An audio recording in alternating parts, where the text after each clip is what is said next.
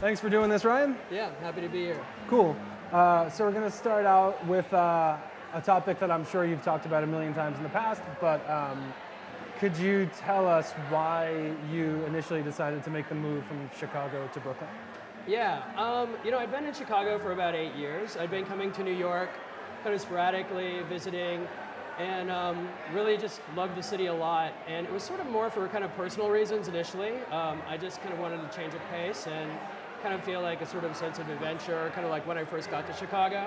As I was kind of visiting here, it sort of started to make more sense to kind of have an office. I was running into a lot of journalists and people who worked in media and other writers that I really respected, and was kind of seeing how everybody kind of ran in the same circles. And once I sort of got here, it made a lot of sense for us to start kind of working towards opening an office here and kind of bringing in more people, kind of just from around the city to kind of collaborate. Also, we had a lot of newer contributors at the time as well. So yeah, it made a lot of sense. There's a lot of obviously a lot of opportunity. It was just sort of an exciting thing. A lot of stuff was happening with Brooklyn music. So yeah, decided it seemed like the right thing to do.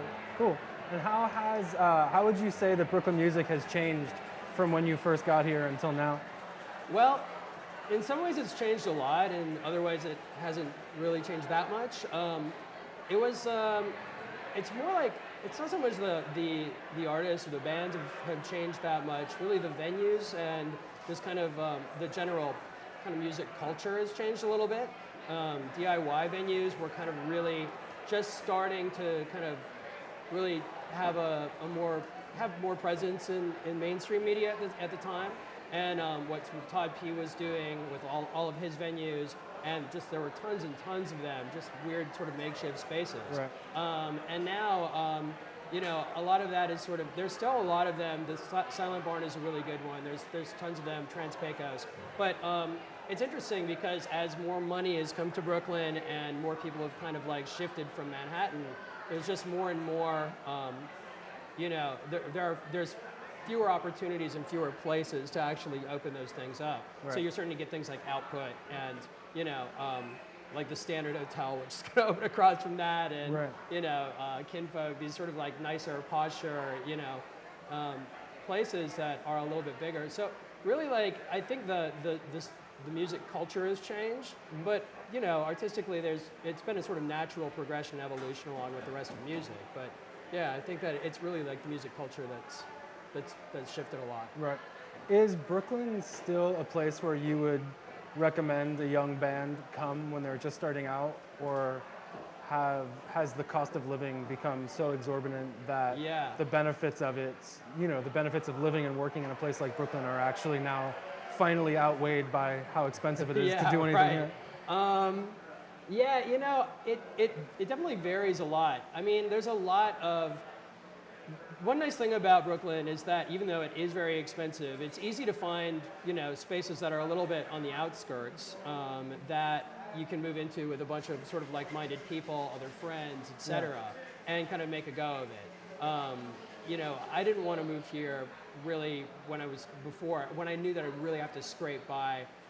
Because I was sort of, I had Chicago. But if I didn't have that, it would have been something that I was really working towards. Right. So I think, if you're kind of already in a cultural center, there's still a lot more people who are involved in the same types of things with the same kind of mentality and the same sort of ambition here.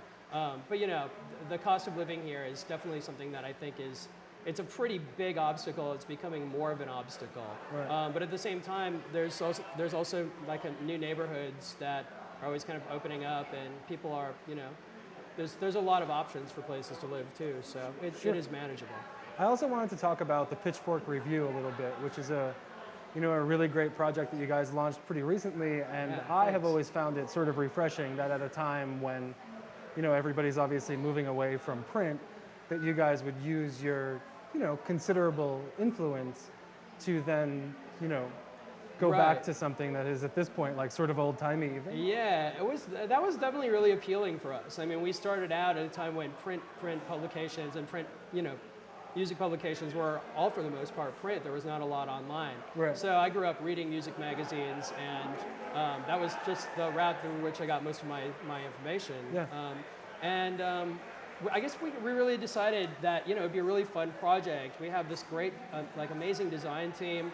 There's so many other writers that are kind of in our circle that are a little bit more kind of long form and a lot more sort of think PC or more thoughtful kind of articles that are more long reads that don't work as well on the web. So we wanted to do something that was a little bit less focused on always like what's happening minute to minute, what's happening right now. And so the Pitchfork review has been a really good outlet for that.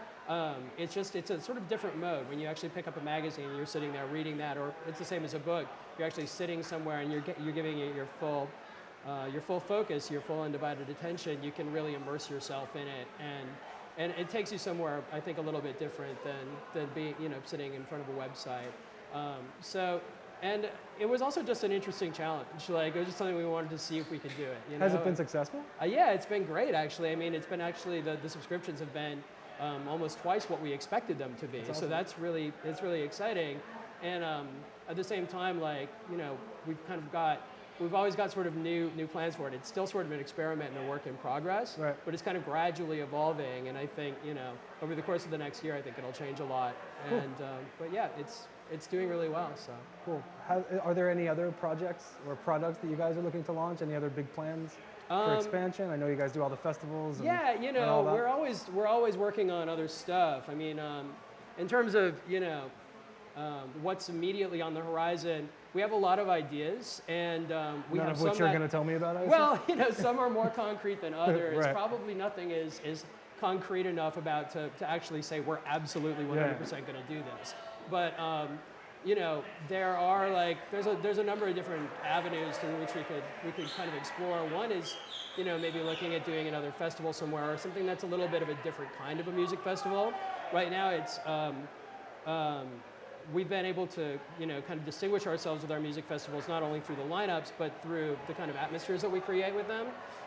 But it is harder to distinguish yourself on the festival circuit now because bands essentially kind of create the summer or treat the summer as kind of like its own kind of alternate touring cycle. Yeah, so totally. You'll go from one festival to the next, town to town to town, and it's a little bit like hitting smaller venues and that kind of stuff.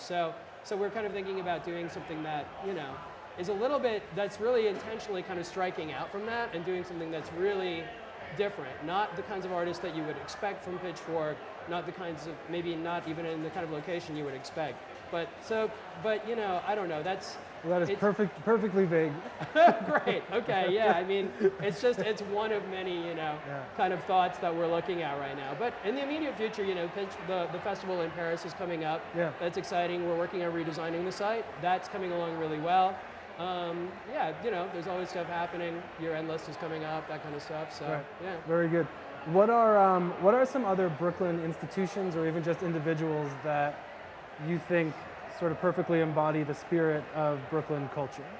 Well, I think, musically, the guys at St. Vitus do a really excellent job. Rick Leichten from Ad Hoc and Todd Key, they're kind of I think they're both here tonight. Actually. Yeah, they are, and I think they're all really good. Like it's very hard to kind of say and embody like the kind of what is the spirit or what is the culture of Brooklyn, because it's so diverse. There's so many different types of people here and so many different cultures and subcultures, subcultures. So it's a hard thing to summarize, and even saying it on a night-to-night basis. Brooklyn has a spirit. There's an energy here that I think is competitive. I think is sort of driving, always kind of trying to rethink ideas, trying to do things uniquely and do things kind of in a new way. Yeah. And always kind of striving, kind of pushing to be the best.